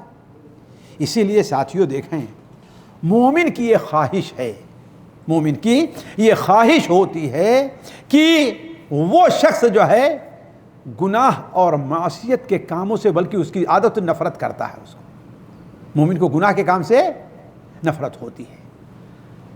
اور یہ کہنا کہ ہاں یہ چیز کہ اللہ اور اس کے رسول کی اطاعت پر اپنی خواہشات کو مقدم رکھنا، یہ چیز جو ہے انسان کے مردہ دل اور اس کے برخلاف خواہشات کو مقدم رکھنا، یہ ایمان کی دلیل ہے۔ مثال کے طور پر ساتھیوں، بسا اوقات میں نہیں دینا چاہتا لیکن جانتا ہوں کہ مثال سے انسان کو بات زیادہ سمجھ میں آتی ہے، اس لیے وضاحت کرتے ہوئے ذرا جلیبیب کا قصہ آپ دیکھ لیں۔ جلیبیب کا قصہ جو صحیح مسلم وغیرہ میں ہے کہ اللہ کے رسول نے ان سے کیا کہا کہ تم شادی کرو گے؟ تو کہا اے اللہ کے رسول صلی اللہ علیہ وسلم، مجھے کون اپنی بیٹی دے گا؟ ایک تو میرے پاس کچھ مال نہیں ہے، دوسرے شکل اور صورت کے لحاظ سے بھی اللہ تعالیٰ نے مجھے اچھا نہیں بنایا ہے، تو مجھے اپنی بیٹی کون دے گا؟ اور اتنے سیدھے سادھے تھے، بدھو جس کو ہمارے یہاں نہیں کہتے اپنی زبان بدھو، یہ عورتیں بھی ان سے مذاق کیا کرتی تھی، عورتیں بھی ان سے مذاق کریں ان کو ہنسنے کے لیے، ایسے بدھو تھے، لیکن اللہ نے ان کے دل کو زندہ رکھا تھا۔ تو اللہ کے رسول نے کہا شادی نہیں کرو گے؟ ایک دن کہا، دوسرے دن، تیسرے دن، پھر آخر سمجھے کہ اللہ کے رسول صحیح ہے، حقیقت میں چاہتے ہیں میں شادی کروں۔ تو ہم نے کہا اے اللہ کے رسول صلی اللہ علیہ وسلم، ہو تو کیوں نہیں شادی کریں؟ تو آپ نے کہا فلاں جا چلے جاؤ، مجھے معلوم ہوا ہے کہ ان کی ایک لڑکی شادی کے لائق ہے اور کوئی ابھی ان کو اس کو دولہا نہیں ملا۔ تو بلکہ نہیں، وہ نہیں گئے، بلکہ اس کے لڑکی کے والد آئے یہاں آپ خدمت میں۔ تو آپ نے کہا کہ اپنی بیٹی کی شادی کرنا چاہتے ہو؟ کہا مجھے دے دو۔ آپ نے کیا کہا؟ مجھے دے دو۔ تو کیا سمجھے کہ اللہ کے رسول اپنی بیوی بننا چاہتے ہیں؟ تو کہا اے اللہ کے رسول یہ کون سی بات ہے، یہ تو بڑی شرف کی بات ہے کہ یہاں جائے۔ آپ نے کہا میں اپنے لیے نہیں مانگ رہا ہوں۔ کہا پھر کس کے؟ کہا جلیبیب کے لیے۔ کہا اچھا جلیبیب کے لیے، تو میں ذرا اس کی ماں سے تو مشورہ لے لوں۔ کیا کہا؟ میں ذرا اس کی ماں سے تو مشورہ کر لوں۔ تو آپ نے کہا ٹھیک ہے مشورہ کر لو۔ تو گئے بیچارے ماں کے اس اپنی بیوی کے پاس اور کہا کہ اللہ کے رسول صلی اللہ علیہ وسلم آپ کی بیٹی کا ہاتھ مانگ رہے ہیں۔ کہا یہ تو بڑی اچھی چیز ہے، یہ تو بڑی اچھی چیز، نبی صلی اللہ علیہ وسلم۔ کہا لیکن اپنے لیے نہیں۔ کہا پھر کس کے لیے؟ کہا جلیبیب کے لیے۔ کہا جلیبیب فلاں آیا، اس کو ہم نے نہیں دیا، فلاں، بس میری ہی بیٹی رہ گئی ہے جلیبیب کے لیے، اور کوئی مدینہ میں کسی کی عورت نہیں ہے۔ یہ دیکھیے انسان کے اوپر تھوڑا سا حملہ ہوتا ہے، لیکن مومن کی مثال آپ نے کیا بیان فرمائی کہ فتان کی ہے، لیکن فَإِذَا ذُكِّرَ تَذَكَّرَ، جب اسے یاد دلایا جائے فوراً ہوشیار ہو جاتا ہے۔ تو کہا ٹھیک ہے اللہ کے رسول سے جا کر کے میں کہہ دوں گا۔ اتنے میں بیٹی پیچھے سے سن رہی تھی، عورت لڑکی جوان ہے، اس کی بھی تمنائیں ہیں نا، ہوتی ہیں نا۔ اس نے کہا کہ کیا تم لوگ اللہ اور اس کے رسول کی بات کو رد کر دو گے؟ اللہ کے رسول کی اگر یہ خواہش ہے، اگر اللہ کے رسول نے، جبکہ عورتیں جانتے ہیں کتنی شرمندہ ہوتی اس بارے میں، اپنی شادی کے بارے میں، اور آج کل کی ترقی یافتہ لڑکیاں نہیں بلکہ وہ تو خود لڑکا ڈھونڈ کر کے لایا کرتی ہے کہ نہیں؟ وہ تو خود اپنا لڑکا، اپنا شوہر، اپنا جو ہے دولہا ڈھونڈ کر کے لایا کرتی ہیں اس وقت کی۔ اور ہم لوگ دیہات جاتے کتنی عورتیں شرمندہ ہوتی تھی اس بارے میں، نام نہیں لیتی تھی۔ تو کہا آپ لوگ اللہ اور اس کے رسول کی بات کو رد کر دیں گے؟ اگر اللہ اور اس کے رسول نے ہمارے لیے اسی کو پسند کیا ہے تو میں اس کے اوپر راضی ہوں۔ آپ لوگ کیا کر رہے ہیں؟ والدین ہوشیار ہوئے کہ ہاں بیٹی صحیح کہہ رہی ہے، اور اسی سے شادی ہوئی۔ تو کہنے کا مطلب یہ ہے کہ ایک مومن کا دل زندہ ہو تو کیا ہے کہ اللہ اور اس کے رسول کا کوئی کام ہے ہمیں پسند ہے یا نہیں پسند ہے، ہمیں اچھا لگ رہا ہے یا اچھا نہیں، ہمارا فائدہ ہے یا نقصان ہے۔ رافع ابن خدیج صحیح مسلم میں روایت ہے، بیان کرتے ہیں کہ اللہ کے رسول صلی اللہ علیہ وسلم ہمارے ہاں تشریف لے آئے تو ہم لوگ اپنے کھیتوں کے بارے میں ایک کام کرتے تھے جس میں ہمارا فائدہ تھا۔ کیا کہتے ہیں؟ جس میں ہمارا فائدہ تھا، لیکن اللہ کے رسول صلی اللہ علیہ وسلم نے اس سے منع کر دیا۔ تو کیا کہا؟ اللہ اور اس کے رسول کی اطاعت میں زیادہ فائدہ ہے، یعنی بظاہر ہمیں فائدہ نظر آ رہا تھا، لیکن اللہ رسول اطاعت کریں گے تو ہمیں اس میں کیا ہے؟ زیادہ فائدہ ہے۔ تو ایک مومن کو یہ سمجھنا چاہیے کہ اگر اس کی خواہش اللہ اور اس کے رسول کے احکام کے خلاف جا رہی ہے تو سمجھے کہ میرا دل کیا ہے؟ وہ مردہ ہے۔ ساتھیوں میں یہاں پر رک کر کے ایک بات کہہ دوں جو مجھے شروع میں کرنا چاہیے تھا، وہ یہ ہے کہ دیکھیے اللہ تعالیٰ نے ہمارا آپ کا جسم بنایا ہے، اور ہر عضو کے لیے اللہ نے اس کا ایک کام رکھا ہے۔ ہاتھ کا کام کیا ہے؟ پکڑنا ہے۔ آنکھ کا کام کیا ہے؟ دیکھنا ہے۔ کان کا کام کیا ہے؟ پیر کا کام کیا ہے؟ چلنا ہے۔ یہ ہے واضح نا؟ اب اگر یہ اعضاء جو ہیں اپنے کام نہ کرنے لگیں یا اچھا کام نہ کریں اچھی طریقے سے، اس کا معنی کیا ہے؟ کہ وہ بیمار ہے نا؟ اگر کوئی انسان اپنے پیروں صحیح نہ چل پائے تو کیا مطلب ہے؟ وہ بیمار ہوا۔ اپنے ہاتھ سے صحیح نہ پکڑ پائے تو کیا مطلب ہے؟ وہ ہاتھ کا ہاتھ صحیح نہ دیکھ پائے تو اس کی آنکھ۔ اسی طریقے سے اللہ نے ہمارے دل کو بھی ایک کام کے لیے پیدا کیا ہے، ہمارے دل کو ایک کام کے لیے پیدا کیا۔ وہ کام کیا ہے؟ اللہ تعالیٰ کی محبت، اللہ تعالیٰ کا خوف، اللہ تعالیٰ کی امید، اللہ تعالیٰ کی طرف رغبت۔ اب اگر ہمارے دل میں یہ چیز نہ پیدا ہو، اس کا مطلب کیا ہے؟ یہ علامت کیا ہے؟ ہمارا دل بیمار ہے، یہ ہمارے دل کے اندر یہ بیماری ہے۔ اگر ہمارا دل یہ کہتا ہے کہ ہم روزہ نہ رکھیں، کیوں؟ اس لیے کہ اس میں تکلیف ہو رہی ہے، اور اللہ اور اس کے رسول کیا کہتے ہیں؟ روزہ رکھو۔ اس کا مطلب کیا ہے؟ ہمارے دل میں اگر مال کی محبت زیادہ ہے، بچوں کی محبت زیادہ ہے، اپنے منصب نوکری کی محبت زیادہ ہے، تجارت بہت زیادہ ہے، تو اس کا مطلب کیا ہے؟ کہ ہمارا دل کیوں؟ اس لیے کہ ہمارا دل جو اصل پیدا کیا کس کے محبت کے لیے؟ اللہ کی محبت کے لیے۔ تو بات یہاں سے نکلی تھی کہ مومن بندے کی یہ علامت یہ ہے کہ وہ خواہشات کا غلام بن کر کے نہیں رہتا ہے۔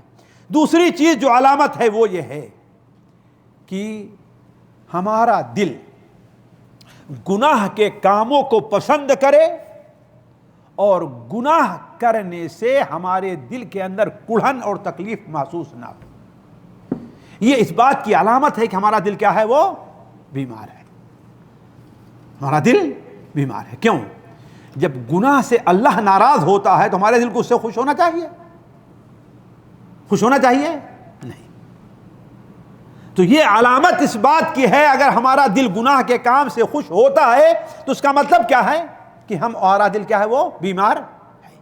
اسی لیے ایک مومن کی جو صفت بیان کی گئی ہے وہ یہ ہے کہ وہ نیکی کے کام سے خوش ہوتا ہے اور گناہ کے کام سے وہ ناراض ہوتا ہے۔ بیان کی گئی حدیث کے اندر، بلکہ آپ نے بنایا الاسم ما حاک فی صدرک، گناہ وہ ہے جس سے تیرے دل کے اندر کھٹکا ہو، جو تیرے دل کو کھٹکے۔ تو گناہ کے کام پر ایک مومن خوش۔ اب اگر ہم خوش ہو رہے ہیں تو اس کا مطلب کیا ہے؟ ہمارا دل بیمار ہے۔ آپ سے ہم نے ایک وعدہ کیا کہ ٹھیک ہے میں فلاں وقت آؤں گا، لیکن میرے دل میں ہے کہ ہمیں جانا نہیں ہے، پھر آپ ملے تو ہم نے آپ سے جھوٹا بہانہ کر دیا ہے کہ نہیں ہے؟ تو آپ تو مان گئے، لیکن ہم دل میں کیا ہوتے ہیں کہ ہم نے ہوشیاری کی اور اپنا کام نکالا۔ اس کا مطلب کیا ہے؟ کہ ہمارا دل بیمار ہے. ایک مومن کو دھوکہ دینا معمولی چیز ہے. اللہ کے رسول نے اسے منافق نفاق کی علامت بتائی ہے نا, کہ منافق کی علامت یہ ہے کہ وعدہ کرے تو وعدہ خلافی کرے, ہے کہ نہیں ہے؟ نفاق کیا بیماری ہے نا ایک. تو کہنے کا مطلب یہ ہے کہ ایک مومن کی نشانی ہے. اسی لیے مسند احمد کے اندر مستدرک حاکم میں حضرت ابو امامہ کی روایت ہے کہ ایک شخص نے پوچھا اللہ کے رسول صلی اللہ علیہ وسلم سے, اے اللہ کے رسول ایمان کیا ہے؟ تو آپ نے فرمایا اذا سرت کا حسنتک وساعت کا سیئتک فانت مؤمن. اگر تیری نیکی تجھے خوش کر دے, تو نیکی کرے تو خوش ہو اس سے, کہ اللہ کا شکر ہے کہ اللہ نے مجھے یہ عمل کرنے کی توفیق دی ہے. وساعت کا سیئتک, اور تیرا گناہ تجھے برا لگے, ناپسند آئے تجھے, تو سمجھو کہ تو کیا ہے, تو مومن ہے. اس کے بعد جو ہے پوچھا کہ اے اللہ کے رسول گناہ کیا ہے؟ تو ایمان تھا. تو آپ نے فرمایا اذا حاک فی نفسک شیء فدعہ, اگر تیرے دل میں کوئی کھٹکا ہو کہ پتہ نہیں یہ جائز ہے کہ ناجائز ہے, اس کو تم چھوڑ دو. تو کہنے کا مطلب یہ ہے کہ انسان کے بیمار ہو, دل کے بیمار ہونے کی ایک علامت کیا ہے, کہ انسان گناہوں سے خوش ہو رہا ہے. گناہ کرنا اس کے نزدیک کوئی قبیح اور کوئی بری چیز نہیں ہے. تیسری چیز یہ ہے کہ اگر انسان کے دل کے اندر دنیا کی محبت ہے زیادہ, اور اس کے لیے تگ و دو کر رہا ہے, اس کی پوری کوشش کس کے لیے ہے, وہ دنیا ہی کے لیے ہے. دنیا ہی کی محبت اس کے میں پڑا ہوا ہے. اپنے دکان سے زیادہ محبت کرتا ہے مسجد کے مقابل میں, اپنے کاروبار سے زیادہ محبت کرتا ہے اللہ تعالیٰ سے کے ذکر کے مقابل میں. ایسے ہی پوری چیزیں جتنی ہیں, اگر انسان کے دل میں اندازہ لگائے کہ آیا اس کے دل میں دنیا کی محبت زیادہ ہے یا دین کی اور آخرت کی محبت زیادہ ہے. اگر آخرت کی محبت اس کے دل میں زیادہ ہے, اگر دکان پر رہتا ہے پھر بھی اسے مسجد یاد آ رہی. جیسے حدیث کے اندر ہے نا کہ رجل قلبہ معلق بالمساجد, ایک وہ شخص جو عرش کے سائے میں رہے گا 7 لوگوں میں سے ایک کون ہے, وہ جس کا دل مسجد سے جڑا ہوا ہے, لگا ہوا ہے. کب ہمیں موقع ملے, اسی لیے ہمارے ایک مؤذن تھے, انتقال ہو گیا ہے, وہ بیچارے بالکل انگوٹھا چھاپ تھے, لیکن حکمت کی باتیں انہیں اتنی یاد تھی کہ نہ پوچھئے. انہوں نے مجھ سے کئی بار کہا کہ دیکھو ایک مومن کی مثال اور مسجد کی مثال کیا ہے, مچھلی کی اور پانی کی ہے. مچھلی کی اور پانی کی ہے.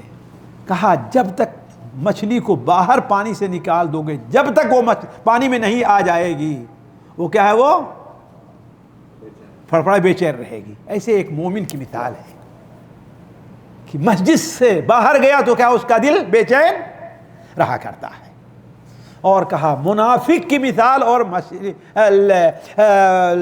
مسجد کی مثال کل حجلہ ایک چڑیا ہے جو بس اس کو پجڑے میں رکھ دیجئے نا تو 1 منٹ کے لیے بھی وہ سکون نہیں, ادھر جا رہے ادھر ہے, اس طرف ہے اس طرف, یہاں تک اس کو اس میں سے نکال دینا پڑے.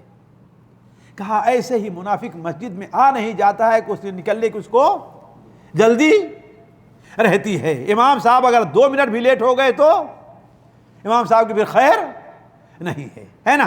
پہلے تو ویسے مسجد میں آئے گا نہیں پہلے, اور اگر 2-1 منٹ پہلے آ بھی گیا تو وہ انتظار کھڑے ہو کر کے کرتا رہے گا یا بیٹھ جائے گا, 2 رکعت نماز اس سے پڑھی نہیں جائے گی. اور نماز پڑھ کر کے ابھی امام دوسرے سلام پھیرے نہیں کہ آپ مڑیے تو کہاں دکھائی دے گا, وہ گیٹ پر دکھائی دے گا. تو کہنے کا مطلب یہ ہے, بات یہاں سے نکلی تھی کہ انسان کے دل میں دنیا کی محبت زیادہ ہو, اسی کے لیے کیا ہے, وہ تگ و دو کر رہا ہے. اسی لیے جو اہل کتاب کے جو مشرکین ہیں ان کے صفات میں اللہ تعالیٰ, مشرکین نہیں منافقین, ان کی صفت میں اللہ تعالیٰ فرماتا ہے وَتَرَى كَثِيرًا مِّنْهُمْ يُسَارِعُونَ فِي الْإِثْمِ وَالْعُدْوَانِ وَآكِلِهِمُ السُّحْتَ لَبِئْسَ مَا كَانُوا يَعْمَلُونَ. نہیں, وہ حدیث جو ہے میں آپ سامنے صحیح ابن حبان میں حضرت ابو ہریرہ سے ایک روایت موجود ہے, علامہ احمد شاکر رحمہ اللہ اسے صحیح قرار دیتے ہیں کہ اللہ کے رسول نے ارشاد فرمایا ان اللہ یبغض کل جعذری جواد سخاب بالاسواق جاہل بامر الدنیا ماہر بامر الآخرہ. ساتھیو یہ حدیث کم سنے ہوں گے آپ لوگ. ان اللہ یبغض کل جعظری جواد. اللہ تعالیٰ ہر اس شخص سے جو متکبر ہو اور پیٹو ہو. متکبر اور پیٹو, پیٹو سمجھتے ہیں نا, خوب کھانے والا ہے نا, اس سے اللہ تعالیٰ بہت نفرت رکھتا ہے. اللہ اسے محبت نہیں کرتا. اور کیا ہے؟ سخاب بالاسواق, بازار میں شور شرابہ کرنے والا ہے. کچھ لوگ ہوں گے بازار میں سامان لے کر بیٹھے تو اسے خاموش نہیں رہا جائے گا, کچھ نہ کچھ ان کو بولنا ہی ہے. جاہل بامر الدنیا ماہر عالم بامر الدنیا جیفت باللیل وحمار بالنہار. رات میں مردار پڑا ہے اور دن میں گدھا بنا ہوا ہے, یعنی خوب محنت کر رہا ہے گدھے کے طریقے سے, اور رات میں جب بستر پر لیٹا ہے تو اسے ہوش نہیں ہے کہ نماز کا وقت کب جا رہا ہے, اللہ کا ذکر کیا کیا, کچھ اس کو پرواہ. بستر پر گیا نہیں کہ وہ سو گیا, سونے سے پہلے کہ ذکر بھی نہیں پڑھتا ہے. تو اللہ کے بیان فرمایا کہ اللہ تعالیٰ بغض رکھتا ہے کل جعوری جواد سخاب بالاسواق جیفت باللیل وحمار بالنہار. رات میں مردار پڑا ہے اور دن میں گدھے طریقے سے کام کر رہا ہے. عالم بامر الدنیا, دنیا کے بارے میں بڑی مہارت رکھتا ہے, بڑی معلومات رکھتا ہے دنیا کے بارے میں. اگر ڈاکٹر ہے تو مریض کو شکل دیکھ کے بتا دے گا کہ اس کو کون سی بیماری ہے. اگر انجینئر ہے تو جس میدان کا ہے نا, گاڑی کے انجینئر ہے, آواز سن بتا دے گا گاڑی خراب ہے کہ اچھی چل رہی ہے کہ نہیں. جاہل عالم بامر الدنیا, لیکن جاہل بامر الآخرہ, آخرت کے بارے میں کیا ہے وہ جاہل ہے, اسے وضو کا بھی طریقہ صحیح طور پر معلوم نہیں ہے. تو کہنے کا مطلب یہ ہے کہ ہمارے دل کے بیمار ہونے کی ایک علامت کیا ہے کہ دنیا کی محبت میں خوب ہے اور آخرت کو وہ بھولا ہوا ہے. اور چوتھی صفت ہے, اور اسی صفت پر میں اپنی بات کو روکوں گا. چوتھی صفت یہ ہے کہ انسان توبہ میں تاخیر سے کام لیتا ہے. توبہ, ہر انسان سے غلطی ہوتی, کوئی انسان ایسا نہیں جس سے غلطی نہ ہو. اللہ نے غلطیوں سے پاک صاف انبیاء کو رکھا ہے اور انسانوں میں اس کی چونکہ پاک صاف نہیں رکھا. غلطی ہر انسان کرتا ہے, گناہ کام ہر انسان کرتا ہے, بلکہ کبائر میں مبتلا ہو سکتا ہے چاہے اللہ کا ولی ہی کیوں نہ ہو. ساتھیو آپ لوگوں کو تعجب ہوگا نہیں, آپ لوگ بسا اوقات کہتے ہیں ارے دیکھو جو ہے حافظ صاحب ہیں انہوں نے یہ کام کیا. یہ بات غلط ہے. حافظ ہونا یہ کہا کہ ان کے ساتھ شیطان نہیں ہے, مولوی ہونا یہ کہا کہ وہ شیطان اس کے ساتھ نہیں ہے. نہیں, یہ نہیں کہنا کہ ہاں بھائی کہیں دیکھے عام لوگ, لیکن ذرا ان سے قبیح چیزیں سے زیادہ پرہیز کرنا چاہیے. اللہ تعالیٰ نے سورہ الزمر کے اندر 24واں پارہ جہاں سے شروع ہوتا ہے, ذرا آپ حساب لگائیں.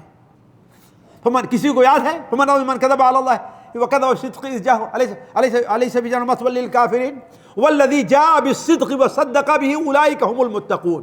وہ شخص جاء بالصدق وصدق به, جو صدق لے کر کے آیا اللہ کے رسول صلی اللہ علیہ وسلم, وصدق به, جس نے اس کی تصدیق کی. سب سے پہلے کون ہے؟ حضرت صدیق اکبر ہے نا. ان سے بڑا کوئی ولی ہوگا, ان سے بڑا کوئی اللہ کا محبوب ہوگا. لیکن اللہ تعالیٰ ان کے بارے میں کیا ہے کہ اللہ تعالیٰ تاکہ لیجزی اللہ, کیا ہے پڑھتا رہے تو یاد آ جاتا ہے, ویسے نہیں, اس میں ہے تاکہ اللہ تعالیٰ ان کے گناہوں کو معاف کرے. اسی میں ہے. یہ کس کے حضرت عمر صدیق رضی اللہ تعالیٰ عنہ کے بارے میں. تو کہنا کا مطلب ہے گناہ ہر ایک سے ہوتا ہے, لیکن جو مومن ہوتا ہے, جس کا دل زندہ ہے, اس سے توبہ میں تاخیر نہیں ہوتی ہے. اور جس کا دل مردہ ہے اسے گناہ کی کوئی اہمیت ہوتی نہیں ہے, لہذا وہ توبہ کے اندر تاخیر سے کام لیتا ہے. یہ انسان کے مردہ دل ہونے کی علامت ہے کہ انسان توبہ میں جلد بازی نہ کرے.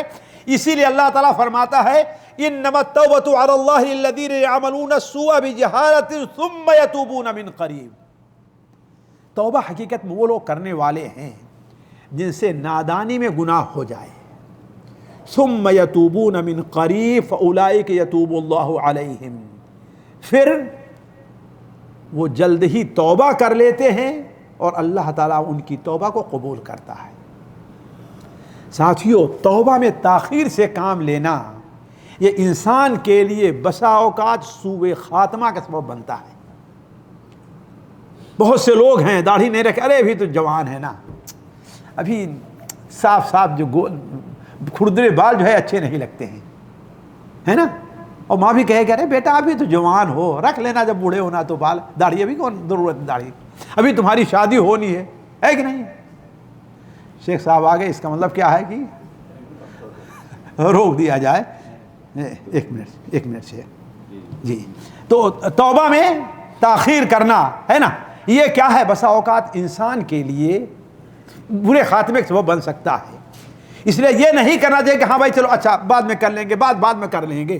مجھے ایک شخص کے بارے میرے بیٹے نے بتایا کہ اللہ نے اسے بڑا مال دیا تھا اور اس کی اولاد بڑی نیک تھی، لیکن وہ شخص نماز نہیں پڑھتا تھا، سمجھاتے، یہ کرتے وہ کرتے۔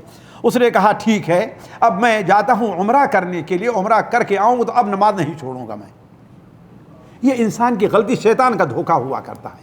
آپ لوگ بظاہر سمجھیں گے اچھا چیز ہے، نہیں، نماز شروع کرو اور جاؤ عمرہ کرنے کے لیے، شروع کر دو فوراً، تب جاؤ عمرہ کرنے کے لیے۔ میرا بیٹا بیان کر رہا تھا کہ عمرہ جانے میں ٹکٹ ویزا لگ گیا ہے، ٹکٹ وغیرہ سب کچھ بن گیا ہے، 5 دن باقی تھے کہ ان کا انتقال ہو گیا، 5 دن باقی تھے جانے میں، کیا ان کا انتقال ہو گیا، اور اسی حالت بغیر بے نمازی کی حالت میں۔ تو توبہ میں تاخیر کرنا یہ انسان کے لیے بسا اوقات سوء خاتمہ کا سبب بن سکتا ہے۔ تو انسان کے دل کے زندہ رہنے کی صفت کیا بیان کی گئی ہے کہ وہ کیا ہے، وہ توبہ میں جلدی کرتا ہے، اور مردہ دل کیا ہے، توبہ میں۔ اسی لیے اللہ کے رسول صلی اللہ علیہ وسلم اپنے صحابہ میں بہت سے لوگوں کو یہ وصیت کیا کرتے تھے۔ حضرت معاذ بن جبل کو ہے، حضرت ابو ذر کو ہے، آپ نے کیا وصیت کی تھی، اذا عملت حسنۃ فَأَتْبِعْهَا اِذَا عَمِلْتَ سَيِّئَةً فَأَتْبِعْهَا حَسَنَةً، اگر تم سے کوئی غلطی ہو جائے فوراً اس بات کوئی نیکی کر جاؤ۔ آپ نے کہا کہ ثُمَّ أَتْبِعْهَا، نہیں کہا فَأَتْبِعْهَا، فوراً کوئی نیکی تم کر جاؤ۔ اس کا معنی کیا ہے، وہ اپنے گناہوں سے تم توبہ کرو اور کوئی نیکی کا کام کر جاؤ۔ اسی لیے آپ دیکھیں گے قرآن مجید میں منافقین کی صفات کیا بیان کی گئی ہے کہ ان کے اوپر تنبیہ پر تنبیہ ہوتی ہے لیکن وہ توبہ نہیں کرتے۔ بات تو لمبی ہے لیکن صرف ایک آیت آپ کے سامنے ذکر کر کے بطور دلیل کے رکھتا ہوں۔ اللہ تعالیٰ سورہ توبہ کے آخر بیان فرمایا ہے، الم ترى کیا ہے، افلا يرون اولا يرون انهم يفتنون في كل عام مرة او مرتين ثم لا يتوبون ولا هم يذكرون۔ وہ دیکھتے نہیں کہ ہر سال میں 1-2 بار انہیں ضرور آزمایا جاتا ہے۔ کوئی بیمار ہو جا رہے ہیں، کبھی گاڑی کا نقصان ہو جا رہا ہے، کبھی دشمن کا حملہ ہو جا رہا ہے، کبھی یہ ہو رہا ہے، سال میں 1-2 بار ضرور آزمایا جا رہا ہے۔ ثم لا يتوبون، لیکن وہ توبہ نہیں کرتے ہیں، ولا هم يذكرون، نہ ہی وہ عبرت حاصل کرتے ہیں۔ تو یہ اس بات کی دلیل ہے کہ ان کا دل کیا ہے، وہ بیمار ہے، اس لیے کہ یہ آیت منافقین کے بارے میں نازل ہوئی ہے۔ تو توبہ میں تاخیر سے کام لینا یہ ہمارے دل کے بیمار ہونے اور مردہ ہونے کی دلیل ہے۔ انشاءاللہ باقی باتیں اگلی مجلس میں آپ کے سامنے رکھی جائیں گی۔ اللہ تعالیٰ تب تک ہمیں اور آپ کو خیر و عافیت سے رکھے، ہمارا آپ کے یہاں پر بیٹھنا اللہ تعالیٰ قبول فرمائے۔ سبحانک اللہم و بحمدک، اشہد ان لا الہ الا انت، استغفرک و اتوب الیک۔